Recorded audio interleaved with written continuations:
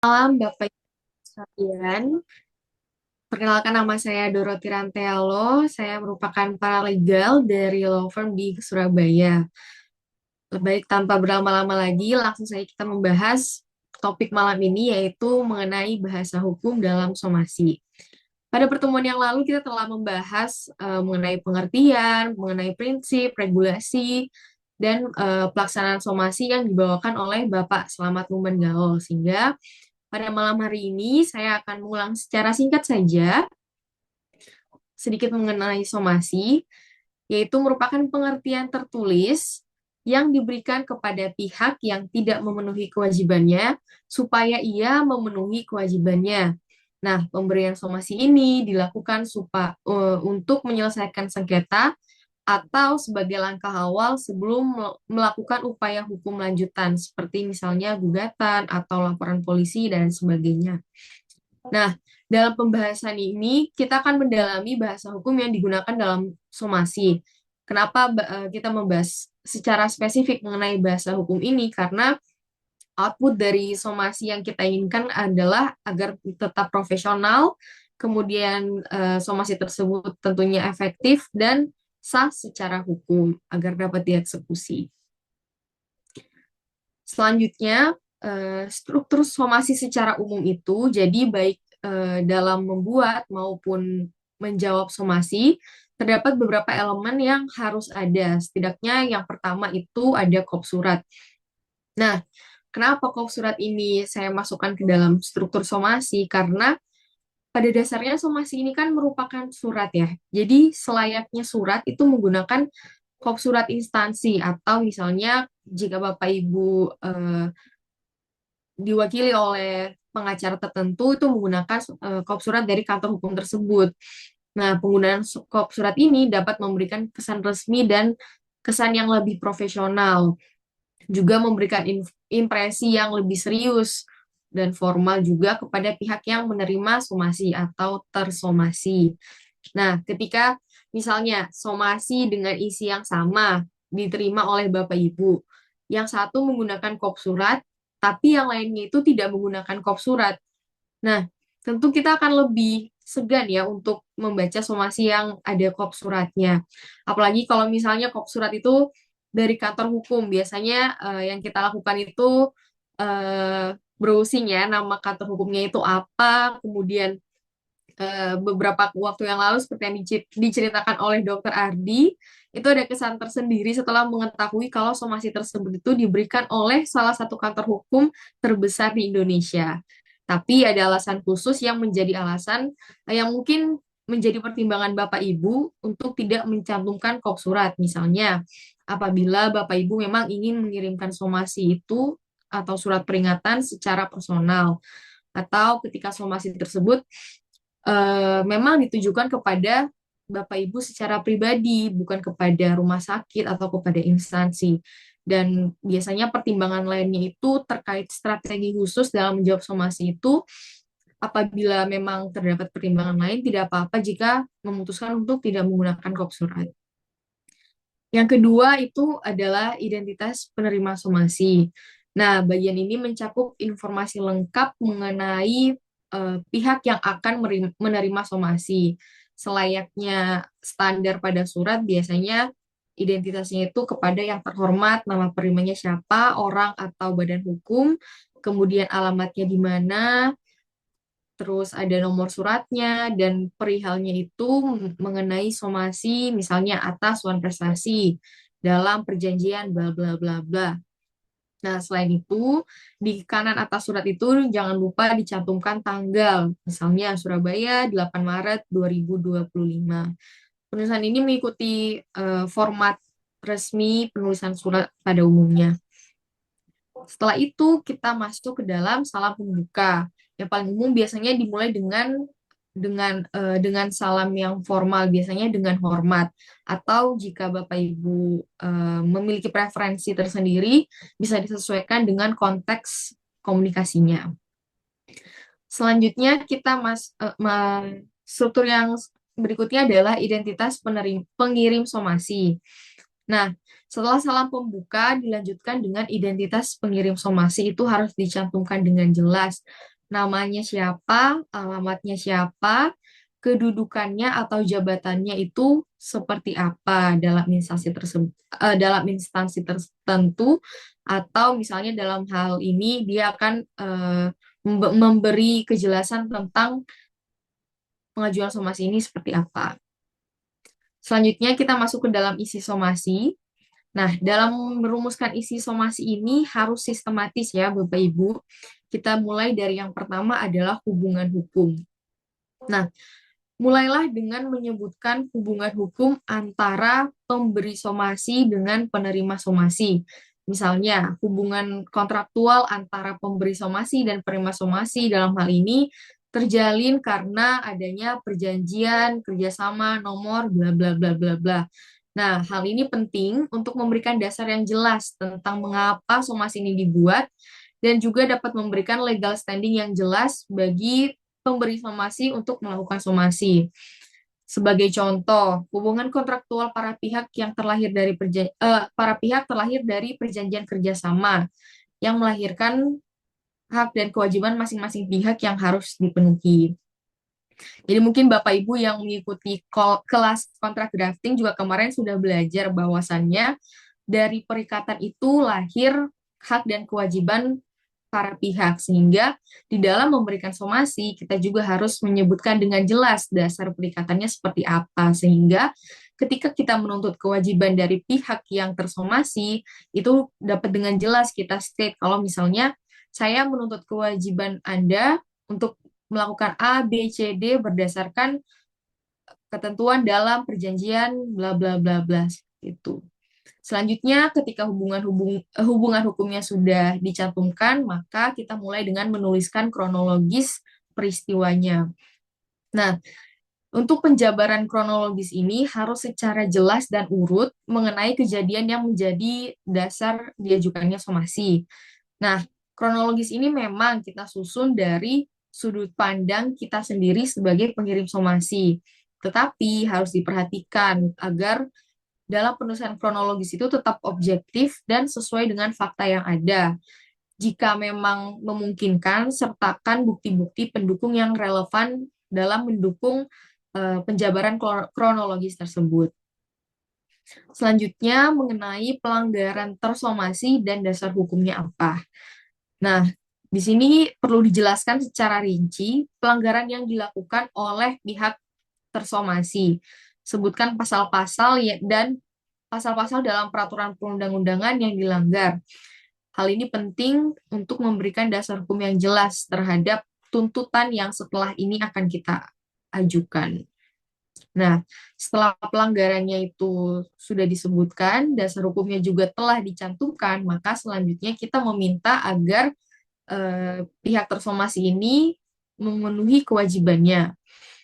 Nah, seperti yang sudah dijelaskan oleh Bapak SLG pada pertemuan minggu lalu, objek somasi itu kan sama dengan objek prestasi, yaitu yang pertama untuk memberikan sesuatu, kemudian yang kedua untuk berbuat sesuatu, dan yang ketiga itu untuk tidak berbuat sesuatu.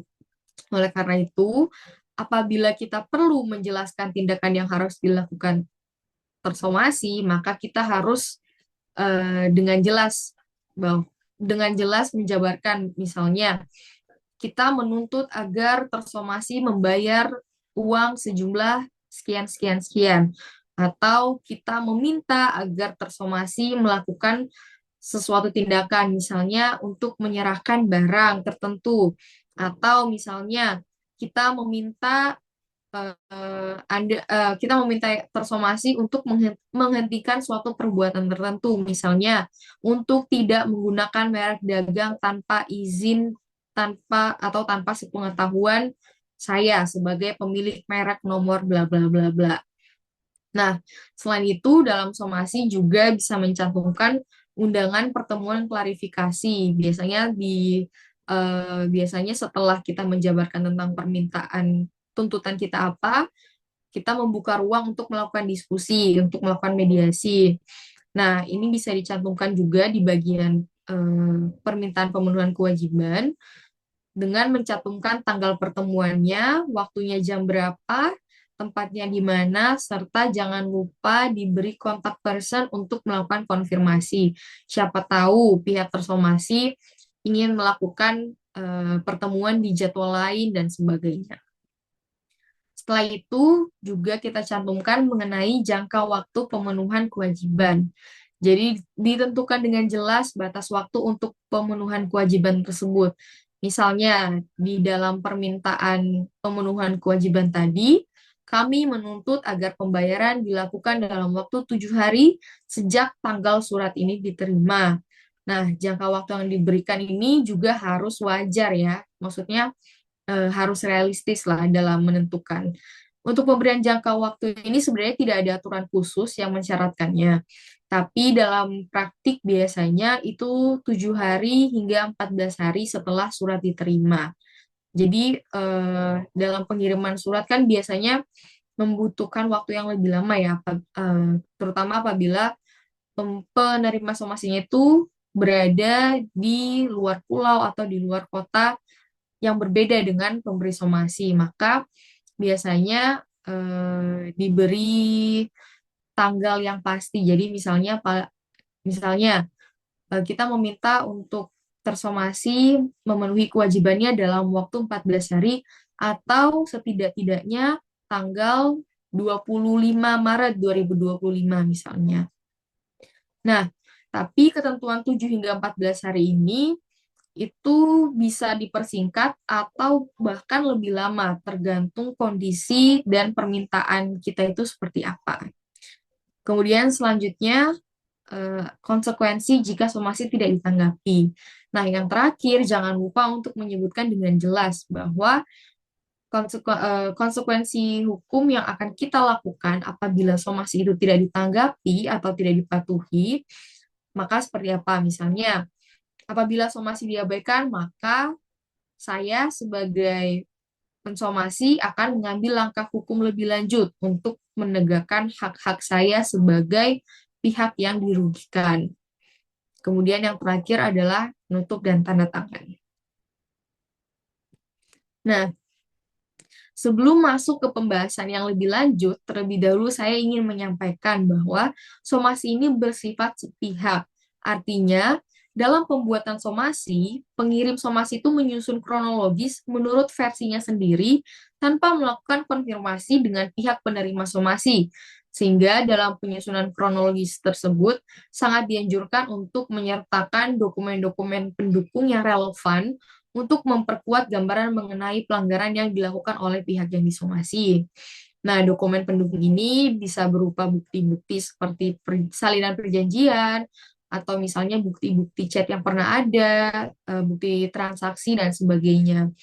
Nah, demikian halnya apabila kita berada pada pihak yang menerima somasi atau pihak tersomasi, harap dimaklumi jika dalam somasi tersebut kronologis yang disajikan itu tidak sesuai dengan versi kita atau dengan keadaan faktual.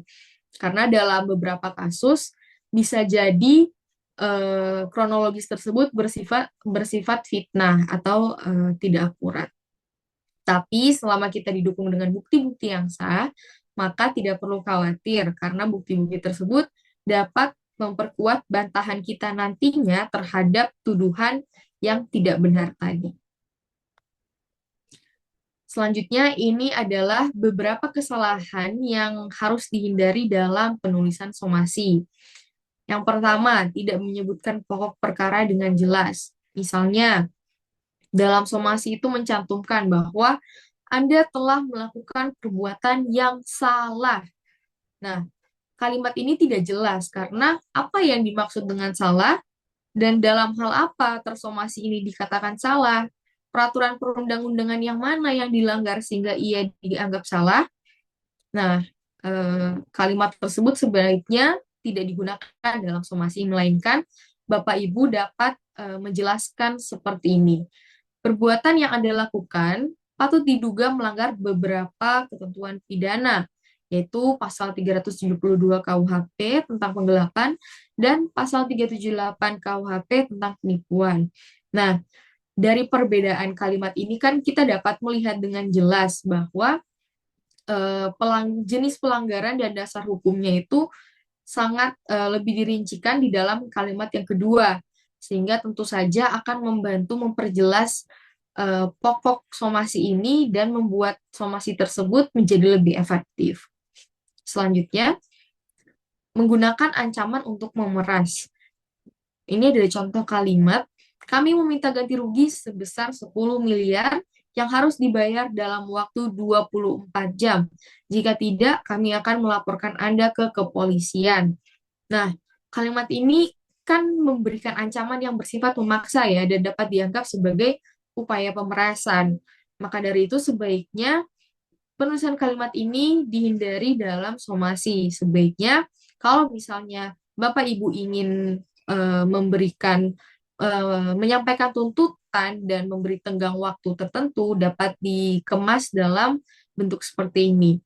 Kami menuntut Anda untuk melakukan pembayaran sebesar 10 miliar dalam waktu 14 hari setelah surat ini diterima.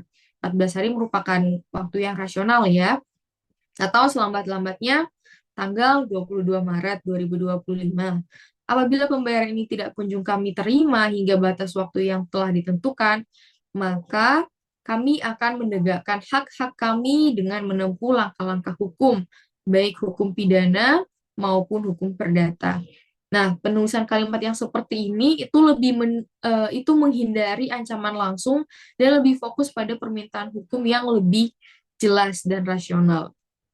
Selanjutnya, yang ketiga adalah menggunakan tata bahasa yang tidak formal. Ini contohnya, harusnya Anda bayar 10 miliar, tapi sampai sekarang belum. Jadi dalam somasi ini, kita tidak menggunakan bahasa sehari-hari yang kita gunakan mungkin dalam berkomunikasi secara lisan maupun lewat chatting. Nah, tapi di dalam somasi ini kita menggunakan tata bahasa yang formal, disesuaikan dengan ketentuan dalam KBBI dan tata penulisan yang baik dan benar. Nah, sebaiknya kita menulis seperti ini. Dalam pasal 4 Perjanjian Kerjasama nomor 20 tahun 2023, Anda berkewajiban untuk membayar utang sebesar 10 miliar pada tanggal 1 Februari 2025. Namun hingga saat ini kewajiban tersebut belum dipenuhi. Nah, penggunaan bahasa yang lebih formal dan tepat ini memberikan kesan yang lebih serius dan tentunya lebih profesional apabila dibaca oleh tersomasi. Selanjutnya, itu ada ketidakjelasan permintaan. Nah, contohnya seperti ini. Kami harap Anda dapat segera melunasi kewajiban Anda. Nah, maksudnya segera ini bagaimana? Segera ini kan tidak memiliki batas waktu yang jelas ya, Bapak Ibu. Dan ini bisa menyebabkan kebingungan dan ketidakjelasan dalam tindak lanjutnya. Jadi kalau misalnya hanya ditulis segera, ya semua orang bisa menafsirkan segera itu dengan jangka waktu yang berbeda-beda. Nah, jadinya nanti somasinya itu tidak efektif untuk dilakukan oleh tersomasi dan untuk digunakan oleh pensomasi dalam mendapatkan hak-haknya. Nah, sebaiknya diperjelas dengan kami meminta agar Anda melunasi utang sebesar 10 miliar dalam waktu 14 hari setelah surat ini diterima. Pembayaran dilakukan melalui transfer ke nomor rekening di bawah ini. Nah, kalimat ini menyebutkan dengan jelas jumlah utangnya berapa, cara pembayarannya bagaimana, dan jangka waktu untuk melunasi kewajiban tersebut berapa lama, sehingga membuat somasi ini lebih efektif. Kemudian yang terakhir, hal yang perlu diperhatikan ketika menjawab somasi adalah kita wajib menolak seluruh dalil dalam somasi. Kenapa? Karena di dalam hukum itu terdapat prinsip bahwa pihak yang mendalilkan harus membuktikan atau actori incumbit probatio. Sehingga apabila terdapat dalil atau tuduhan yang tidak dibantah dalam somasi, itu dapat dianggap sebagai pengakuan. Sebagaimana dalam putusan Mahkamah Agung nomor 986K garing SIP garing 1971. Oleh karena itu, sangat penting untuk membantah setiap klaim atau tuduhan yang ada dalam somasi. Sebab salah satu alat bukti dalam hukum perdata itu adalah pengakuan yang diatur dalam pasal 1866 BW, pasal 164 HER, dan pasal 284 RBG. Jadi jangan sampai ketika kita menjawab somasi, kita mengabaikan dalil-dalil tertentu dan orang yang mengirimkan somasi dapat menganggap bahwa kita mengakui apa yang didalilkan oleh mereka. Dan kalau misalnya itu dibawa ke pengadilan, itu dapat digunakan sebagai bentuk pengakuan. Oke, sekian presentasi saya pada malam hari ini. Apabila ada pertanyaan, mohon disampaikan melalui kolom chat dan akan dibahas pada akhir